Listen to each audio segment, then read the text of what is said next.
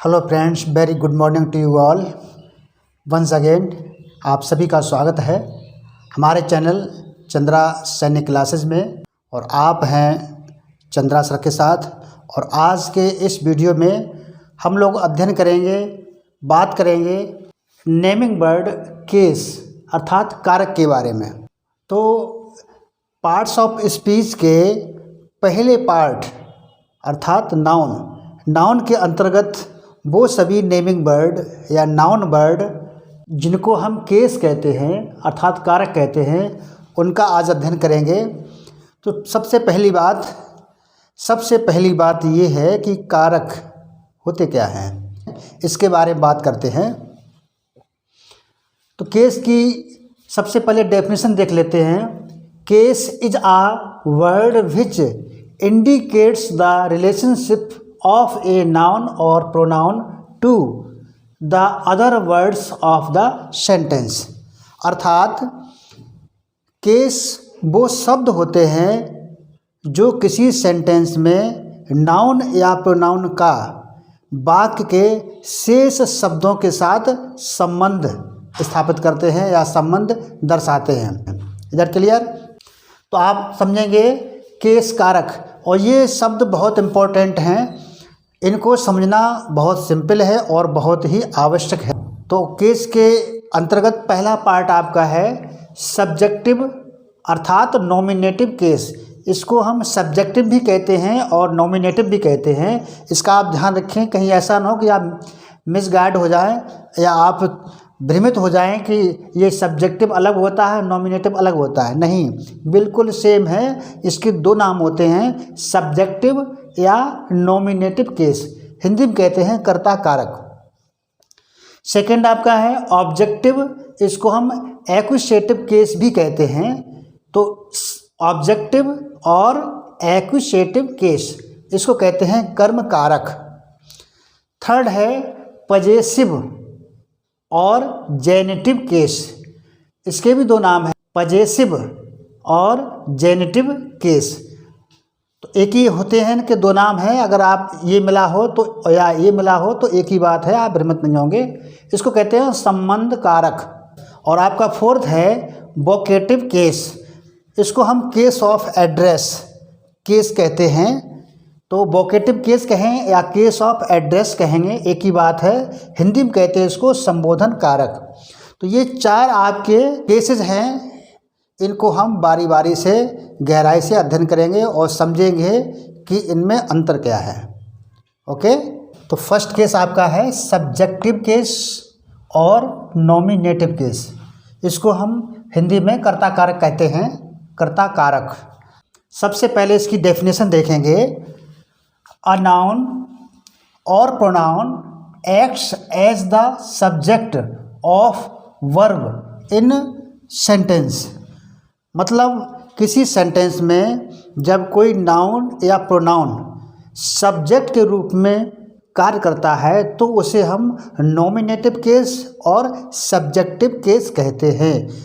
नाम से ही पता लगता है, जब कोई नाउन या प्रोनाउन सब्जेक्ट के रूप में कार्य करता है तो उसे हम नॉमिनेटिव केस या सब्जेक्टिव केस कहेंगे, कर्ता कारक कहेंगे। एग्जाम्पल से समझते हैं। एग्जाम्पल है I said to Ram. I said to Ram.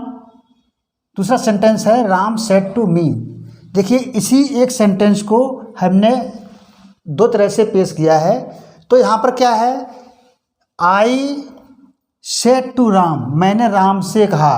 तो यहाँ सब्जेक्ट क्या है, आई। सब्जेक्ट आई हो गया है। इसी तरह से दूसरे सेंटेंस में है Ram said to me, Ram ने मुझसे कहा। तो इसमें सब्जेक्ट क्या हो गया है, राम।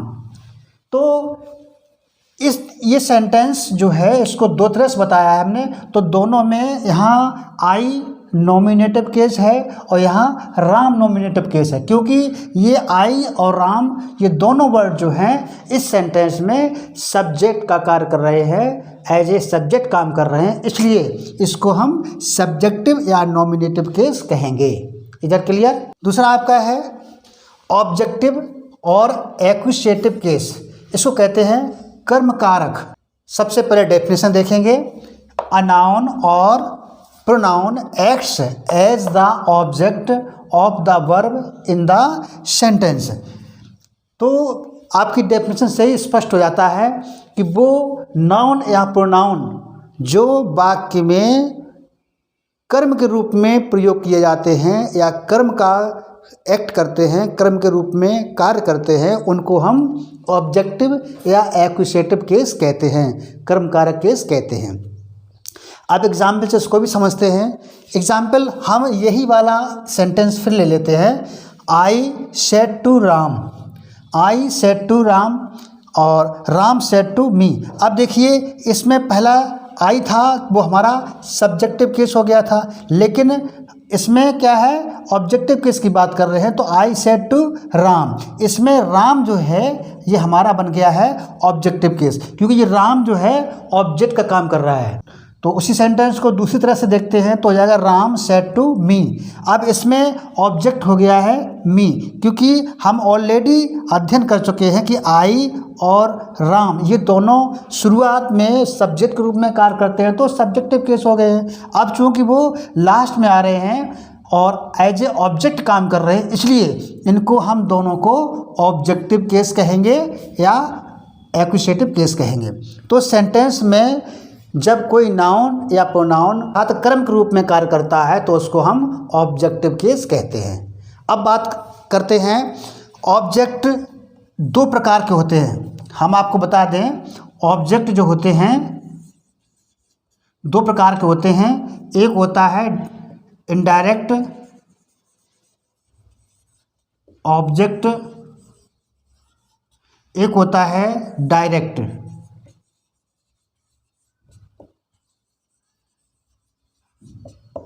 अब इन दोनों में अंतर क्या है और कैसे पता करेंगे ये जानेंगे। तो देखिए, इनडायरेक्ट के लिए हम हमेशा हुम शब्द का यूज करते हैं, और जो सेंटेंस हमें दिया होता है उसमें हम हुम से क्वेश्चन कर देते हैं, और डायरेक्ट के लिए हम व्हाट से करते हैं। अर्थात दिए हुए सेंटेंस में यदि हम हुम से क्वेश्चन कर दें तो जो आंसर आएगा वो हमारा इनडायरेक्ट ऑब्जेक्ट होगा, और अगर हम व्हाट से क्वेश्चन कर दें तो जो आंसर आएगा वो हमारा डायरेक्ट ऑब्जेक्ट होगा। इधर क्लियर? तो यहाँ मोस्टली जो है इनडायरेक्ट की बात की जा रही है। ये राम और मी ये दोनों इनडायरेक्ट ऑब्जेक्ट हैं। इसकी हिंदी में बात करें तो आई सेड टू राम, मैंने राम को कहा या राम से कहा। आप क्वेश्चन करिए आप हुम से।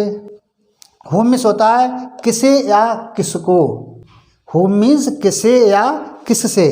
अब इस सेंटेंस में हुम से क्वेश्चन करिए तो मैंने किससे कहा, मैंने किससे कहा, आंसर आएगा राम से कहा।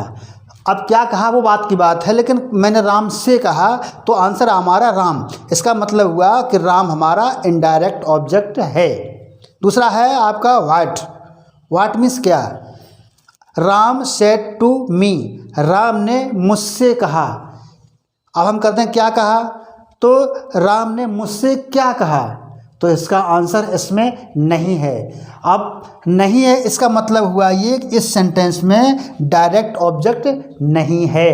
अगर होता, अब इस सेंटेंस को आगे बढ़ा देते, राम ने मुझसे कहा क्या तुम फल खाओगे, तो अगर हम इसमें फिर क्वेश्चन करते व्हाट से तो हमारा आंसर आता फल। अर्थात उस सेंटेंस में हमारा डायरेक्ट ऑब्जेक्ट फल निकलता, तो फल हमारा डायरेक्ट ऑब्जेक्ट होता। इधर क्लियर?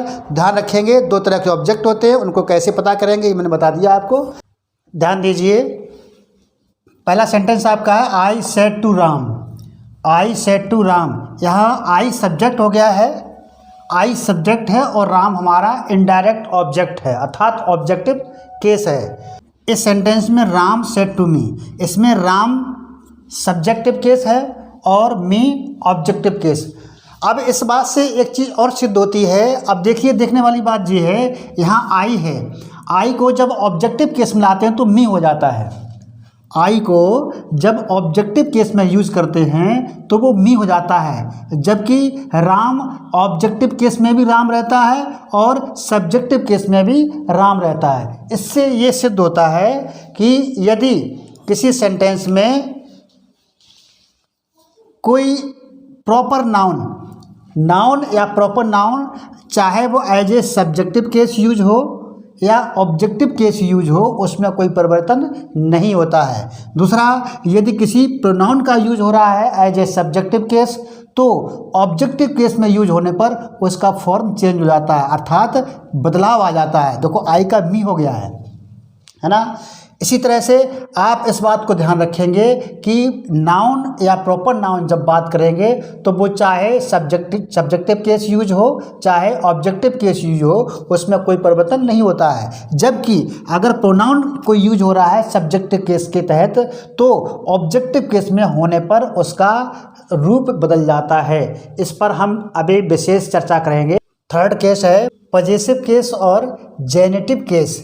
इसको हिंदी में कहते हैं संबंध कारक। इसकी डेफिनेशन देखिए इंग्लिश में, ए नाउन और प्रोनाउन दैट शोज ऑनरशिप और पोजेशन इन द सेंटेंस। वो सभी नाउन या प्रोनाउन जो उस वाक्य में ऑनरशिप अर्थात मालिकाना हक या पोजेशन अधिकार जताते हैं, उसे कहते हैं हम पजेसिव केस। एग्जाम्पल देखते हैं, दिस इज़ माई पेन, तो ये पेन मेरा है। दिस इज़ माई पेन, यह पेन मेरा है। अब देखिए पेन तो है लेकिन किसका है? माई। तो यहाँ पर माई शब्द जो आ गया है वो हमारा क्या है? पजेसिव केस है, क्योंकि ये शब्द जो है अधिकार जता रहा है, अधिकार जताता कि ये पेन मेरा है। ठीक है ना। इसी तरह से सेकंड है that book is mine, that book is mine. अब आप कहेंगे इसमें तो माई का यूज़ किया था, इसमें आपने मैन कर दिया है। तो देखिए कुछ हमारे प्रोनाउन ऐसे होते हैं जिनको हम पजेसिव प्रोनाउन के तहत यूज करते हैं तो उनका रूप चेंज हो जाता है। दैट बुक इज माइन, अंतर क्या है? यहाँ ऑब्जेक्ट जो है लास्ट में है और यहाँ ऑब्जेक्ट जो है हमारा वो शुरुआत में ही है।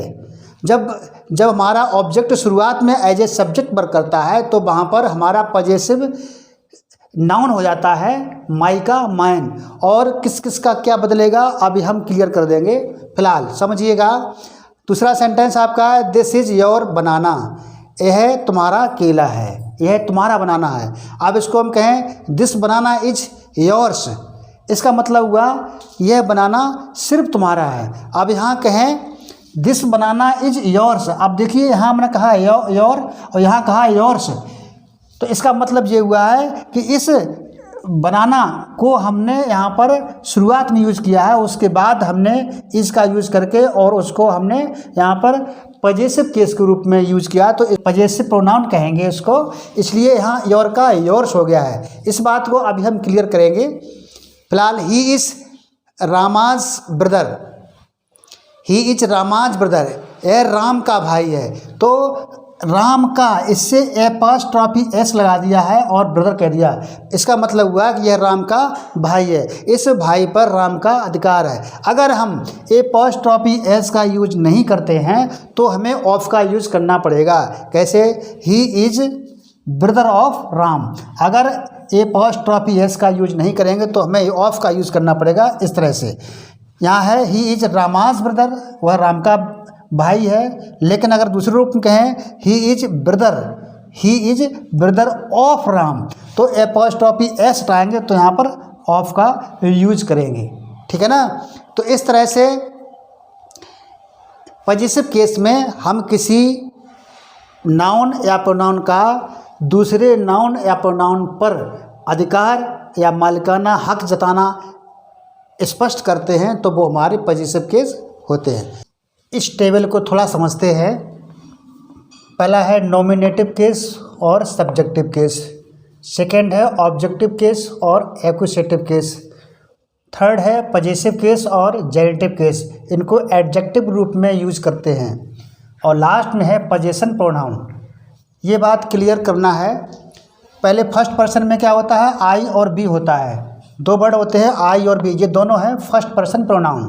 सेकंड पर्सन में होता है यू, थर्ड पर्सन में ही, सी, इट, दे या किसी का नाम हो सकता है। ठीक है ना। इस तरह से हमारे 3 प्रकार के प्रोनाउन हैं। और जब हम आई की बात करें, जब आई हमारा नॉमिनेटिव केस है अर्थात सब्जेक्ट रूप में यूज होता है, तब इसका ऑब्जेक्ट बन जाता है मी। सब्जेक्टिव केस अर्थात आई का सब्जेक्टिव केस, आई का ऑब्जेक्टिव केस बन जाता है मी। और जब हम पजेशन की बात करते हैं, पजेसिव केस की बात करते हैं, तो मी का बन जाता है माई। ठीक है ना। और उसी का जब पजेसिव प्रोनाउन के रूप में यूज करते हैं अर्थात शुरुआत में जो हमारा ऑब्जेक्ट होता है वो शुरू में यूज करते हैं, तो हमारा माई का माइन हो जाता है। ठीक है ना। इसी तरह सब्जेक्टिव केस बी का हमारा हो जाता है अस, ऑब्जेक्टिव केस, और पजेसिव केस हो जाता है आवर, और पजेसिव प्रोनाउन हो जाता है आवर्स। सेकेंड पर्सन प्रोनाउन है हमारा यू, इसका ऑब्जेक्टिव केस हमारा यू ही रहता है, पजेसिव केस हमारा योर हो जाता है, और पजेसिव प्रोनाउन के तहत जब इसको यूज करते हैं तो योर्स हो जाता है, योर्स। इस प्रकार से थर्ड पर्सन प्रोनाउन है ही का हो जाता, ऑब्जेक्टिव केस हो जाता हमारा हिम, पजेसिव केस हो जाता है हिज, और पजेसिव प्रोनाउन जब यूज करते हैं तो हिज ही रहता है। उसके बाद सी का हमारा ऑब्जेक्टिव केस हो जाता है हर, पजेसिव केस हो जाता है हर, और पजेसिव प्रोनाउन हमारा हो जाता है हर्ष। इट का जब हम ऑब्जेक्टिव केस बनाते हैं तो इट रहता है, और पजेसिव केस में तो इट्स आ जाता है, और पजेसिव प्रोनाउन में भी इट्स रहता है। अब है दे का जब हम सब्जेक्टिव केस में यूज़ करते हैं तो दे रहता है, और ऑब्जेक्टिव में जब जाते हैं तो देम हो जाता है, और जब हम पजेसिव केस में बात करते हैं तो देयर हो जाता है, और जब हम पजेसिव प्रोनाउन के तहत यूज करते हैं तो देयर्स हो जाता है, देयर्स।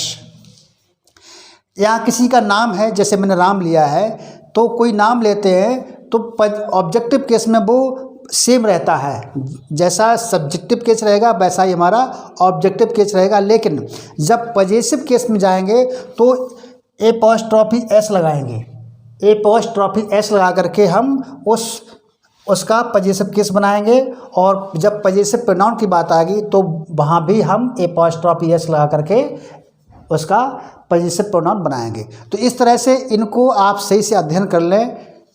अभी जो आपने पिछले सेंटेंस देखे थे उसमें माई और माइन में अंतर हुआ था, तो माई कहाँ यूज करेंगे और माइन यूज कहाँ करेंगे, इसको आप ध्यान से समझ लेना, है ना। ऐसे ही पजेसिव केस में अवर कहाँ यूज करेंगे, अवर्स कैसे करेंगे, योर कैसे करेंगे, योर्स कैसे करेंगे, हिज या हिज रहेगा, हर को हर्ष कैसे करेंगे, इट का इट्स रहेगा, और देयर का देयर्स कैसे करेंगे, राम का राम या रामाज इनका सेम रहेगा, कोई भी नाम हो सकता है। तो इनमें अंतर क्या है, इसको हमने अभी कुछ सेंटेंस में क्लियर भी किया था, और आप कुछ सेंटेंस और पढ़ेंगे जिससे कि आपका बिल्कुल क्लियर हो जाएगा। फोर्थ केस है वोकेटिव केस या केस ऑफ एड्रेस, अर्थात हिंदी में कहते हैं संबोधन कारक। इसको समझते हैं। A noun is used to call or address someone or something directly, अर्थात जब वाक्य में किसी नाउन को डायरेक्टली समवन या समथिंग के रूप में शो कर देते हैं या उसका नाम लेते हैं, नाम लेकर के कोई बात करते हैं, तो वो वोकेटिव केस कहलाता है।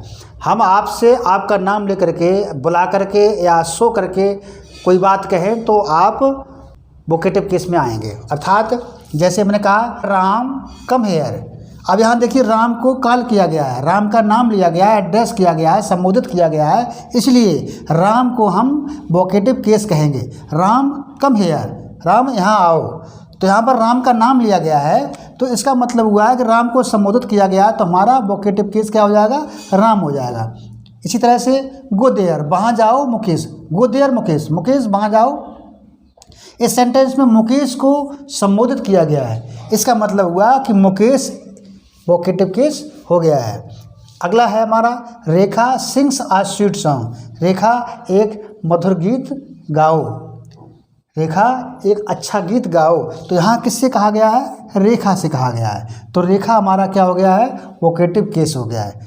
अगला है रश्मि गिव मी योर पेन, रश्मि अपना पेन देना, रश्मि अपना पेन। तो नाम यहाँ लिया गया है रश्मि का, अर्थात रश्मि को कॉल किया गया या एड्रेस किया गया है, संबोधित किया गया है। वो सभी नाउन वर्ड जिनको संबोधित करके कोई बात कही जाए उनको हम वोकेटिव केस कहते हैं। इधर क्लियर? तो इस तरह से आपने केस और उसके प्रकार यानी कि 4 प्रकार के केस अध्ययन किए हैं। मुझे पूर्ण विश्वास है कि आप भूलेंगे नहीं, और एक बार रिवीजन करिए, अच्छी तरह समझ लीजिए, आप कभी नहीं भूलेंगे, ये मेरा दावा है। दूसरी बात, आप लोगों से पुनः निवेदन ये करेंगे कि वीडियो को देखने के बाद लाइक किया करें, और हौसला बढ़ाने के लिए आप दूसरों को भी शेयर किया करें। चैनल पर यदि आप पहली बार आए हुए हैं तो चैनल को सब्सक्राइब भी करें, और नोटिफिकेशन के लिए बेल आइकन जरूर दबाया करें, ताकि जब भी हम वीडियो आपके लिए डालें तो नोटिफिकेशन आप तक ज़रूर पहुँचे। तो इसी उम्मीद के साथ कि आप इनको सीखते चलेंगे, भूलेंगे नहीं, और मिलते हैं अगले वीडियो में। तब तक अपना ख्याल रखिए, अध्ययन करिए। जय हिंद, नमस्कार।